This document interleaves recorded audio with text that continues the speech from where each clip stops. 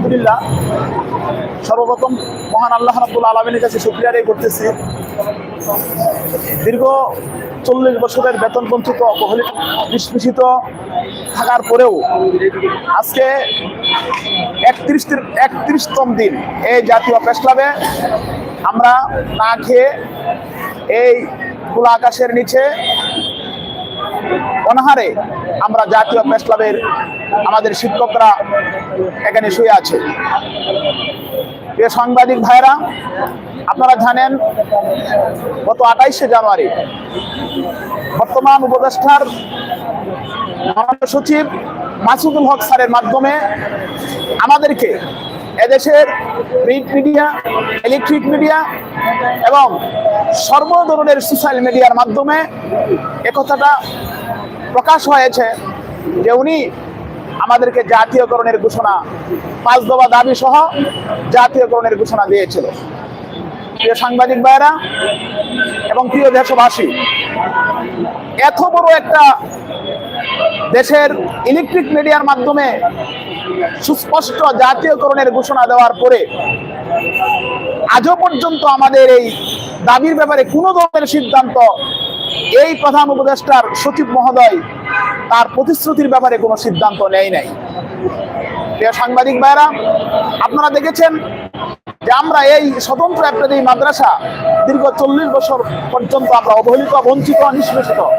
আমাদেরকে আজও পর্যন্ত সরকারের পক্ষ থেকে কোনো বেতন দেওয়া হয় নাই। তার ওই ফলশ্রুতিতে আমরা বিগত সরকারের আমলেও বিভিন্ন সময় বিভিন্নভাবে আন্দোলন করেছি। সেই আন্দোলনে আমাদেরকে আশ্বাস দিয়েছে, আমাদেরকে ভুয়া চিঠি দিয়েছে, বারবার আমাদেরকে প্রতারিত করেছে। আর আমরা আন্দোলনে এসে বিগত সরকারের আমলে তার পুলিশ বাহিনী দ্বারা আমরা নির্যাতিত হয়েছি, গরম পানি টিয়ার শেল খেয়েছি। এরপরে একটা পর্যায়ে এসে 2014 সালের 5ই আগস্ট দেশের পরিবর্তন এসেছে। এই দেশের পরিবর্তনের মধ্যে দিয়ে বিশ্বের সুনামধন্য একজন ব্যক্তি, যাকে প্রফেসর ডক্টর ইউনূস নামে পরিচিত, সারা বিশ্ব যাকে চিনে, তিনি এদেশের দায়িত্ব নিয়েছে। তিনার দায়িত্বটা ছিল বৈষম্যের সরকার, অর্থাৎ বাংলাদেশে এক জাতি কাবে আর এক জাতি কাবে না, তা হবে না, তা হবে না, এই স্লোগান নিয়েই কিন্তু এদেশের নতুন সরকার গঠন হয়েছে, অর্থাৎ বর্তমানে যিনি আছেন প্রধান উপদেষ্টা। এরপরে আমরা খুব বড় আশা নিয়ে আমরা মাঠে নেমেছিলাম। আমরা ভেবেছিলাম বিগত ফ্যাসিস্ট আমলে যেহেতু আমাদের এই দাবিটুকু মানে নাই, আমরা আশা করেছিলাম আমাদের এই বৈষম্যের এই দীর্ঘ 40 বছরের গ্লানি মনে হয় এই বর্তমান সরকার, যিনি প্রধান উপদেষ্টা প্রফেসর ডক্টর ইউনূসের আমলে আমাদের এই দাবিটুকু গ্রহণযোগ্য হবে। এরপরে আমরা সর্বপ্রথম আমাদের এই স্বতন্ত্র এপ্রিল মাসের শিক্ষক ঐক্য জোটের কেন্দ্রীয় নেতৃবৃন্দের নির্দেশে তারা প্রধান উপদেষ্টার কাছে স্মারকলিপি দিয়েছে। এই স্মারকলিপি দেওয়ার পরে আমাদেরকে সময় দেওয়া হয়েছে, আমরা সময় অপেক্ষা করেছি। 1 মাস 2 মাস অপেক্ষা করার পরে আমরা আবার আন্দোলন নিয়েছি। আমাদেরকে লাঠিচার্জ করেছে, পরে আমরা শাহবাগে গিয়েছি। সেই শাহবাগ ঘুরেও আমাদেরকে পুলিশের ব্যাপক লাঠিচার্জ, গরম পানি টিয়ার শেল আমাদের শিক্ষকদেরকে দিয়েছে। প্রিয় সাংবাদিক ভাইরা, প্রিয় দেশবাসী, আপনারা জানেন সেই টিয়ার শেল, সেই পুলিশের লাঠিচার্জ সবকিছু উপেক্ষা করে সেই দিন শিক্ষক শাহবাগে এক ইতিহাস বিতরণ করেছে। এবং বাংলাদেশের সবচেয়ে বড় বড় দল এনসিপি, জাতীয় বাংলাদেশ ন্যাশনাল, বিএনপি এবং অন্যান্য যত রাজনৈতিক দল আছে, সকল রাজনৈতিক দলের ব্যক্তিরা আমাদের পাশে দাঁড়িয়েছে এবং আমাদের যা দাবির ব্যাপারে ওনারা বলেছে এই দাবিটা যৌক্তিক একটা দাবি, এই দাবিটা মেনে নেওয়া হোক। আমি আগেই বলেছি, বাংলাদেশের সবচেয়ে বড় বড় দল যারা আছে, আওয়ামী লীগ ব্যতীত অন্যান্য দল বর্তমান এই বাংলাদেশে যারা হেভিয়েট পার্সনে আছে, সকল দলই আমাদের পাশে দাঁড়িয়েছে।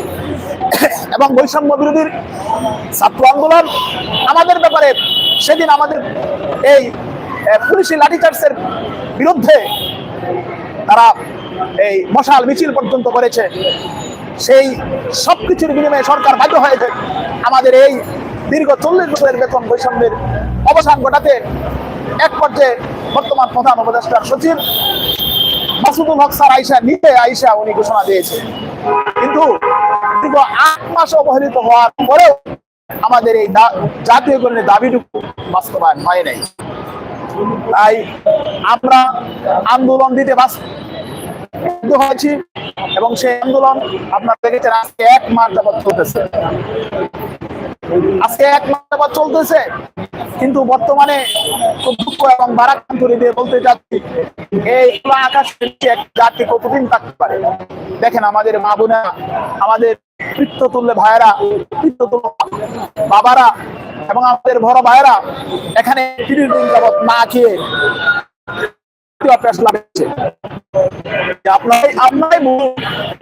এই দীর্ঘ 40 বছরের জাতিকে অপসারণ দিতে কতদিন আন্দোলন করতে হয়? এদেশে মানবাধিকার বলতে কোনো কিছু নেই, এদেশে বিচার বলতে কোনো কিছু নেই।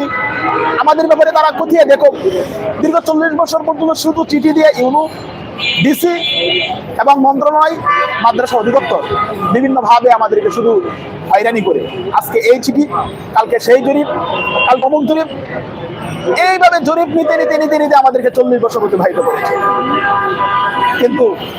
কিন্তু এখন এই বর্তমান উপদেষ্টা সরকারের আমলে আমরা আমাদের পিঠ দেয়ালে লেগে গেছে। আজকে এই শিক্ষকরা 31 দিন যাবত তাদের অবস্থান ধর্মঘট তারা অব্যাহত রেখেছে। আমরা আজকে এই জাতীয় প্রেস ক্লাব থেকে সুস্পষ্ট ঘোষণা দিচ্ছি, 31 মাসও যদি লাগে এরপরেও আমরা আমাদের দাবি বাস্তবায়ন করার জন্য এবং সেই আশ্বাস না, বিশ্বাসে এবং লিখিত প্রজ্ঞাপন নিয়ে আমরা বাড়ি ফিরব। যদি আমাদের লিখিত প্রজ্ঞাপন না দেয় এবং যদি আমাদেরকে লিখিত প্রস্তাবনা না দেয়, আমাদের কেন্দ্রীয় নেতৃবৃন্দ যা কর্মসূচি দিব, আমরা সাধারণ শিক্ষক সেই কর্মসূচি অক্ষরে অক্ষরে পালন করতে বাধ্য থাকব। কারণ আপনারা জানেন যে আমাদেরকে ভার 2024 সালের পূর্ববর্তী বাংলাদেশের পুলিশও আমাদেরকে নির্যাতন করেছে, 2024 সালের পরবর্তী পুলিশও আমাদেরকে নির্যাতন করেছে। আমরা নির্যাতন সহ্য করতে করতে এখন আমাদের পিঠ পাকা হয়ে গেছে, আমাদের পিঠ দেয়ালে লেগে গেছে। আমরা এই 40 বছরের জাতিকে স্বাধীনতা করেই আমরা গড়ে ফিরব ইনশাল্লাহ, আশা করতেছি। আপনারা দেখেছেন ইতিমধ্যেই বর্তমান উপদেষ্টা সরকার আমাদের 1519টির ব্যাপারে সিদ্ধান্ত নিয়েছে। আপনারা জানেন বাংলাদেশে 1984 সালে প্রায় 18,000 মাদ্রাসা প্রাইমারি স্কুলের পাশাপাশি রেজিস্ট্রেশন দিয়েছিল। এই 18,000 মাদ্রাসা এখন আর নাই। এই সময়ের সাথে বিলীন হতে হতে এখন 10 থেকে 12,000 প্রতিষ্ঠান বাংলাদেশে আছে। এই 10 থেকে 12,000 প্রতিষ্ঠান এই শিক্ষকরা ভার আন্দোলন করতেছে। তাদের দাবি হচ্ছে এই প্রতিষ্ঠানগুলোকে জাতীয়করণ করা। কারণ এটা কিন্তু আমাদের মুখের কথা নয়, এটা সরকারের কথা। আমরা যে আন্দোলন করতেছি, যে গত 28শে জানুয়ারি সরকার যে জাতীয়করণের ঘোষণা দিয়েছিল, সেই জাতীয়করণের ঘোষণাটা বাস্তবায়ন করার জন্য। কারণ সেই জাতীয়করণের ঘোষণা শুধু আমাদের মধ্যে সীমাবদ্ধ ছিল না, পুরো বাংলাদেশের ইতিহাসে সীমাবদ্ধ আছে। প্রত্যেকটা ইলেকট্রিক মিডিয়া, জাতীয় পত্রিকা এবং জাতীয় টেলিভিশনে সেটা সম্প্রচার করা হয়েছে এবং সেটাকে হেডলাইন দেওয়া হয়েছে। কিন্তু এই জাতি আজকে কেন এটাকে কারচুপি করার চেষ্টা করছে? তাহলে কি বুঝতে পারবো যে এখনো বাংলাদেশে কারচুপি করার মতন কিছু লোক সচিবালয়ে রয়েছে।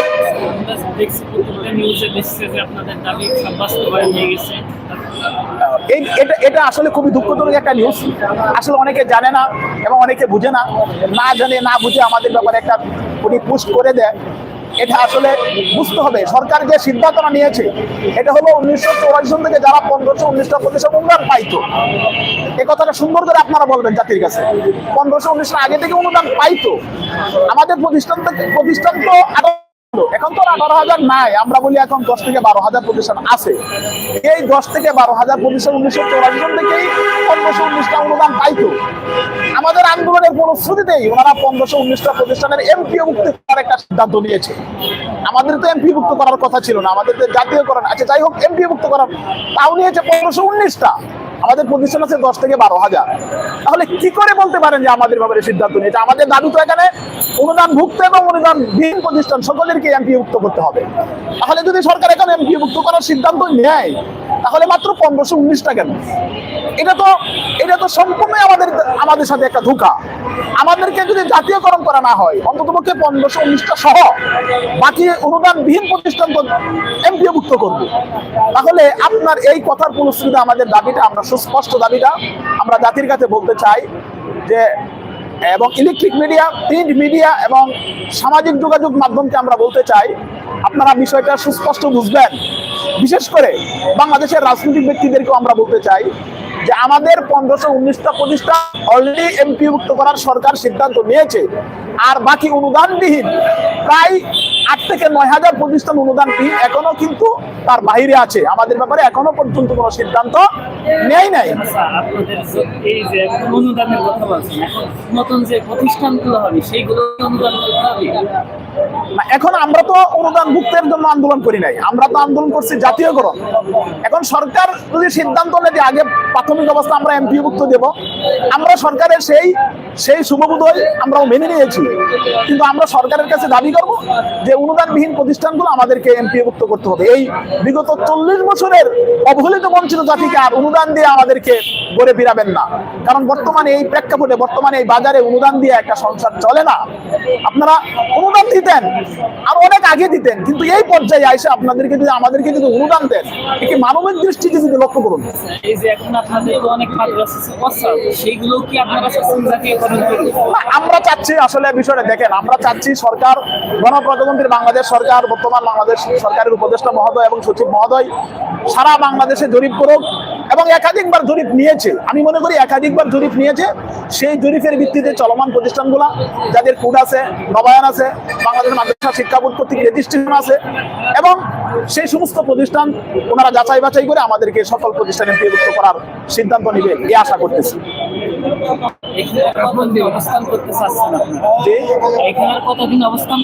আমরা আসলে আজকে আমাদের স্পষ্ট ঘোষণা হচ্ছে, আপনারা দেখেছেন আমাদের কেন্দ্রীয় নেতৃবৃন্দ, আমাদের আমরণ অনশন বিগত 25 থেকে 26 দিন একাদের অবস্থান ধর্মঘট এবং পুলিশি লাঠিচার্জ, বিভিন্ন নির্যাতন, অত্যাচার করেও আমরা কিন্তু আমাদের অবস্থান অব্যাহত রেখেছি।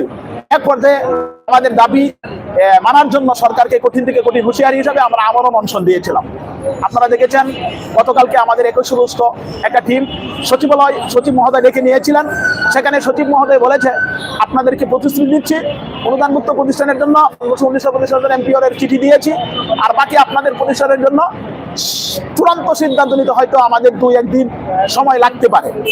সেই অনুযায়ী আপনাদেরকে অনুরোধ করব, আমাদের কেন্দ্রীয় নেতৃবৃন্দকে অনুরোধ করেছেন যে আপনারা অন্ততপক্ষে আমরণ অনশনটা তুলে নেন, আপনাদের অবস্থান ধর্মঘট অব্যাহত রাখেন। আমরা আপনাদেরকে অচিরেই একটা লিখিত প্রজ্ঞাপন আপনাদের হাতে দেব।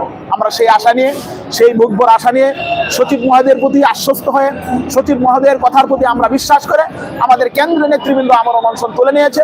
এখন আমাদের অবস্থান ধর্মঘট আছে, থাকবে যতক্ষণ পর্যন্ত সচিব মহোদয়ের পক্ষ থেকে এবং মন্ত্রণালয় থেকে আমাদের লিখিত প্রজ্ঞাপন না দিবে, আমাদের অনুদানবিহীনদের জন্য সুস্পষ্ট লিখিত প্রজ্ঞাপন না দিবে, ততক্ষণ পর্যন্ত আমাদের অবস্থান ধর্মঘট চলবে না। আমরা এতদিন পর্যন্ত 1 টাকাও বেতন পাই না। ধন্যবাদ। আসলে কি হচ্ছে, আমাদের বিগত 40 বছর যাবত আমাদের শিক্ষকরা চালিয়ে আসছে। এই প্রতিষ্ঠানে অনেক দামি দামি জায়গা দিয়েছে, প্রায় 40% জায়গা, কোনো জায়গায় 33% জায়গা, কোনো 25% জায়গা দিয়েছে। সেই জায়গার প্রতি মূল্যমান রেখে এবং যে সমস্ত শিক্ষকরা, ছাত্ররা আসে, সেই ছাত্রদের প্রতি মায়া মহাব্বত রেখে কিন্তু প্রতিষ্ঠান অব্যাহত ধরে রেখেছে। কারণ একটা প্রতিষ্ঠান এত দামি সম্পত্তি রেখে তো প্রতীক পালানো যায় না।